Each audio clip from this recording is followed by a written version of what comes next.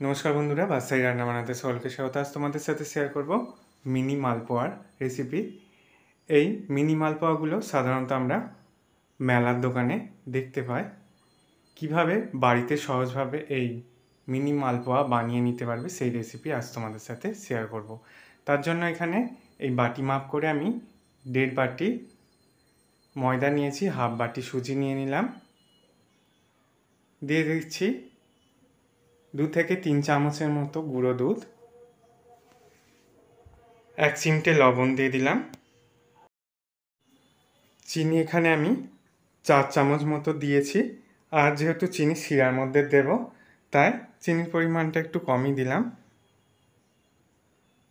এরপর অল্প অল্প জল দিয়ে এটার একটা ব্যাটার তৈরি করে নিয়েছি। দেখো, ব্যাটারটা ঠিক ঘনও নয় আবার পাতলাও নয়, এইভাবে ব্যাটারটাকে রেডি করে নিতে হবে।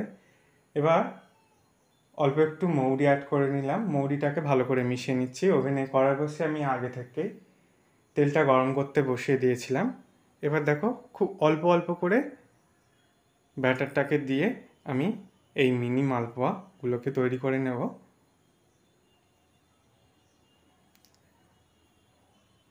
চিনি শিরার মধ্যে এইভাবে গরম অবস্থাতেই মালপোয়াগুলোকে ভেজে দিয়ে রেখে দিতে হবে 2 মিনিট মতো, তাহলে চিনি শিরা সুন্দরভাবে ঢুকে যাবে।